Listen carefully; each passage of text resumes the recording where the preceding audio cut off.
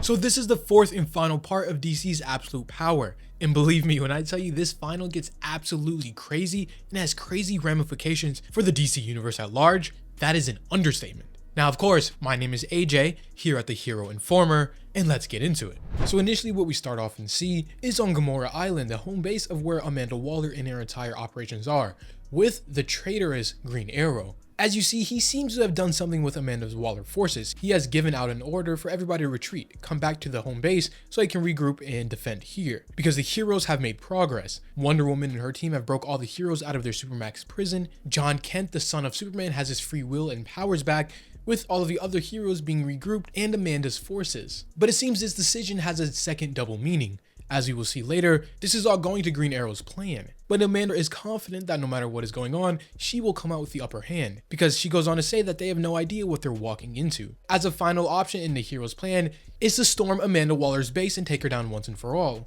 As we actually do see that. All the heroes gathered up in the Dark Place, which is a place in between the multiverse and time, which is only accessible by magic, but we see all the heroes here gathering up, ready for their final and biggest attack yet. But even though these heroes are all here in one place, it is not going to be an easy task, because at least half of everybody that were rescued are too wounded to follow and fight. And they have multiple targets and missions. The first is to of course get to Amanda Waller's base and neutralize her, while Batman and his own team are doing a secondary mission to try and neutralize the Amazos and give everybody their powers back. There is also the problem of something in Amanda Waller's basement, a special device and portal that becomes way crazier later on. But for now, all the heroes are ready as Batman uses a mother box, opening up for the heroes to start their assault. And as the superheroes begin to arrive and fight, Amanda Waller is absolutely distraught, not only because all the heroes are converging on her point now, but also her weapons, or her troops' weapons, were all sabotaged, self-destructing and electrocuting, taking out their own troops. Moving over, we pick up where we left off from the last issue with Flash,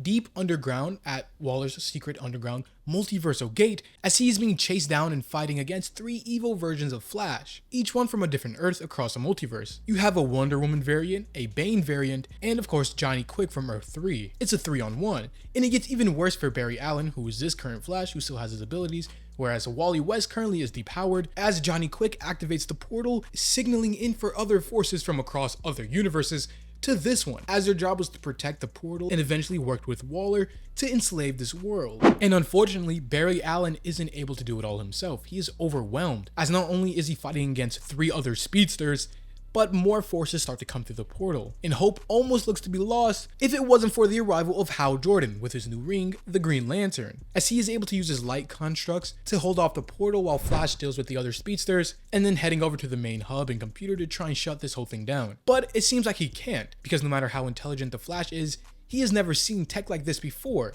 He hasn't even seen physics like this before.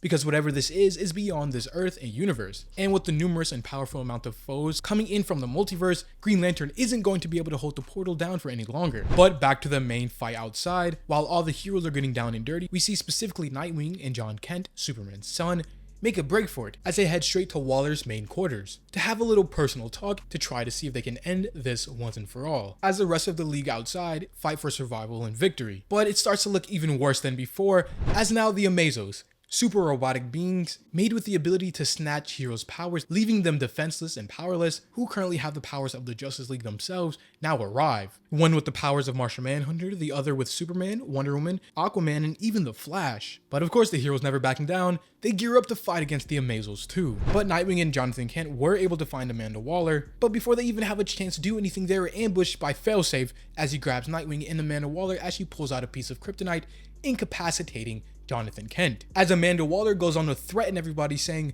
"I've been playing relatively nice this entire time, but no more. Today we turn the page on superheroes, and instead of just imprisoning them, put them out of their misery once and for all." And with currently Flash and Green Lantern failing to hold the multiversal gate back, the heroes outside fighting a progressively losing battle, and now with Nightwing and Superboy incapacitated, it seems like the heroes are on the back foot and even losing. And so we then cut over to see what Batman and his little team, which consists of Blue Beetle, Ted Kord, and John Starr, a previous villain known as Time Commander. And the reason why he is here, and they're all here, is because Batman, of course like always, has a plan. a plan to not only win this battle, but give everybody their powers back once and for all. Because Batman goes on to say that he has dealt with Star many times, and he has recognized the energy signal of the Amazos and his handiwork. You see, this villain known as the Time Commander, his handiwork, the hourglasses, revert objects in time, and so they have put one into each of the Amazos. That's how they can self-repair and seemingly never be defeated. They automatically rewind to the moment before they were attacked. So no matter how much damage you do to one, they will always be able to heal up in a sense. And how exactly does knowing this help them? Well, because the hourglasses are all power linked. And what they have just crafted, after sneaking into FAILSAFE's lab on the base here, they have created an overdrive. Meaning if they even hit just one Amazo with this device, it should start a chain reaction which rewinds all of them before they even stole the powers of the Justice League, and sending those powers and energies back to their rightful owners and places within the heroes. Which is a pretty sound plan, but isn't all that perfect, as we will see later on. And so with this device now built, they then run back into the battlefield to try and get this plan to work. But unfortunately, before Batman even has a chance to use the time reversal device, he is not only attacked but drops a device, having it scatter across the battlefield. All while Green Lantern is still trying to help Barry Allen close a multiversal gate. And unfortunately, no matter how powerful Hal Jordan is, he only has so much willpower, especially against seemingly infinite amount of multiversal heroes and villains coming to help Amanda Waller through the portal. And the shield almost breaks until we see other members of the Flash family come and lend Hal Jordan some of their willpower as well, keeping the gate and barrier open for longer. Flash family members such as a depowered Wally West, Jay Garrick, among others, as Barry himself still races to try and find a solution, which seemingly he is not getting close to at all. But even though this is a small victory here, the gate is still being pushed back. At large, the heroes and Justice League are still losing. The device they need to stop the Amazos is scattered. The heroes are losing the main battle, and it would have continued like this until we see somebody reach out and grab the device. As this mysterious person grabs it, saying, "Sorry to take it from you, Batman, but a hero's got a hero." As we see, it is Green Arrow, finally seemingly back on the side of the heroes as he picks up the device, puts it on an arrow, shooting it into the back of an Amazo's head, starting the chain reaction which not only disables the Amazos, reverting them back into being powerless, but sending everybody their powers back. Or at least that's what it's supposed to do, as later on we will see this really isn't the case. But just know Oliver Queen is back on the side of the heroes, and the heroes finally have power back. Power to change the tide in this war. And again, Amanda Waller is absolutely furious that just before her eyes, everything is crumbling. FAILSAFE himself is now depowering as he got drained too from the device. And that's not all, as Dreamer, a hero that was working with Amanda Waller who seemingly sacrificed herself in the first issue and was thought to be dead, arrives back, punching Amanda Waller, saving Nightwing because she had a gun pointed at his head.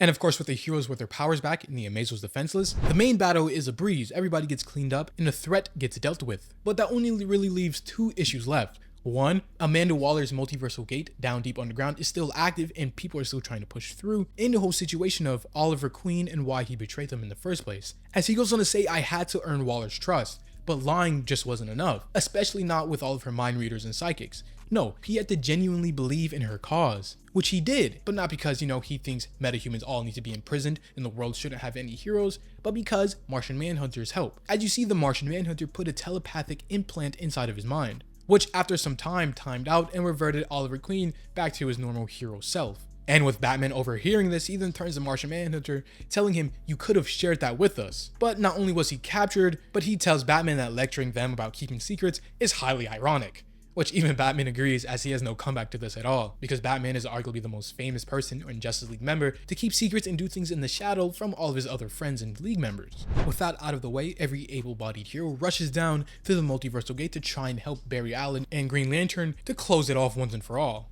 But there is a problem, because as the Flash goes on to say, if he is able to close it and does manage, it would be forever. They will be cut off from the multiverse permanently, meaning this prime DC Earth in the universe would be cut off and separating the main DC universe from everything else. But right now they really have no other option. It's either that or let an entire team of multiversal counterparts come in and destroy everything. And so the Flash is forced to make the decision, doing it as the machine explodes in his face, but he is able to shut the portal down, saving this Earth. And as this is going on, Amanda Waller realizes she's beat. She is done. Her plan has been foiled, but she still thinks she has the upper hand. As she goes on to say, "So what, your powers are back. What do you even plan on doing with them? The people you protect, the world, you're dead to them. I have fooled every last one. I've used the Queen BRAINIAC AI to show the entire planet what I want them to know. That superheroes are monsters. And thanks to that, the world's governments will run you off this Earth before they even let you save a cat from a tree. I have won. And yeah, this could have been a reality if she wasn't stupid enough to just broadcast this all around, as Nightwing this entire time was casting this now little villain rant across the globe, using another hero he was mentoring named Airwave. As you see, Airwave is a living Wi-Fi signal, meaning he can connect to every device, every TV, every screen across the world, as they now know Amanda Waller's tricks and what she made them believe, which of course spells the doom for Amanda Waller, as she is rightfully so imprisoned. And with this, the heroes are successful. The heroes have won, the day is saved, as we pick up 2 days later, and we see everybody rebuilding. But of course, there is still a couple loose threads and a couple problems still left. As you see, Barry Allen right now was right. Right now, they are permanently cut off from the multiverse. And not only that, but somehow when he destroyed the machine, it took Barry Allen's powers from him, leaving Wally West the main and only Flash for right now. But as we see the rest of the heroes rebuilding the Fortress of Solitude, they then get a signal, a response call beckoning for only the Trinity, Superman, Wonder Woman, and Batman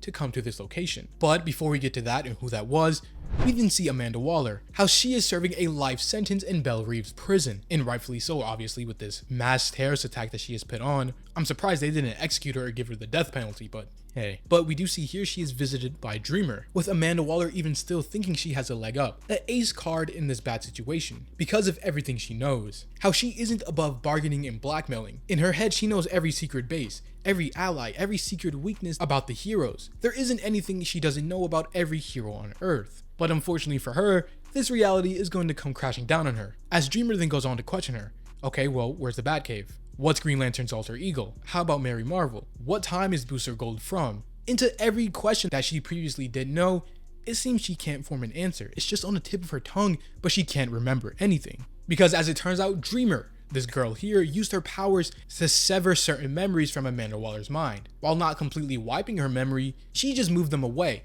locked certain parts, anything that was damaging or could be used against them, away. So Amanda Waller is not only now powerless, her plans foiled, but anything she thought she knew before, she does, but she can't access it. It's on the tip of her tongue to always be there and never know. As she is left to rot in this prison cell, with Dreamer even threatening, saying secrets might not be the only thing hidden in your brain, potentially saying that there's a bomb in her brain, just how Amanda Waller did to all the Suicide Squad members before. But back with the main heroes in the Trinity, we then see them pick up at the original Justice League headquarters. And that person who caused them to all meet before was Green Arrow, who of course the heroes are now wary of, as he did betray them and set in motion this entire thing, giving Amanda Waller all of their secrets. But here, everybody starts to give him their 2 cents and what is left in the problems or loose threads after all of the dramas and battles have been dealt with. Superman saying that several heroes were injured badly, but are now recovering. On the other hand, Red Tornado may be damaged irreparable. Batman also adding on, when all of the superpowers were released,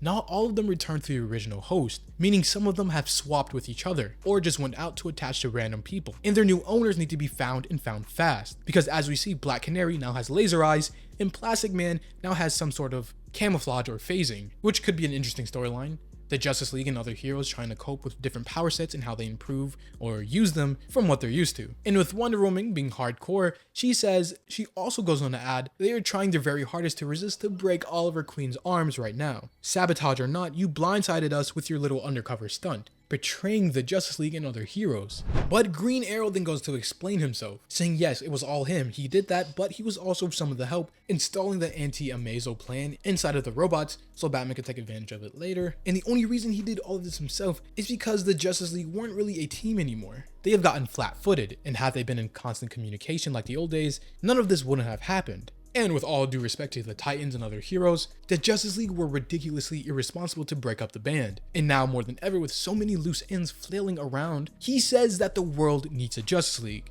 But no, not like before, bigger and badder than before, more coordinated, more proactive. And while Oliver is going over this, which is a pretty sound idea, the rest of the heroes in Trinity just look at each other as they already knew this and gone over this themselves. Batman pulling out a device telling Oliver that he wants to show him something, as he shows him the blueprints for a new and improved and the biggest watchtower they have ever created. As yes, they are not only banding the Justice League back together, which previously, like Oliver said, was disbanded, but they're making it the biggest roster and team they have ever had before. And all of these revelations and cool plot points lead into Justice League Unlimited, which is a comic series, not the show, and DC's event All In, which, believe me, if you thought this was crazy, sheesh, DC's All In is insane. But of course, that is the end of this video as this issue comes to a close. If you have enjoyed this entire Absolute Power series, leave a like, or subscribe to the channel if you want to see more superhero talk, comic reviews and breakdowns, and among other things. Of course, this is the Hero Informer, and thank you for watching.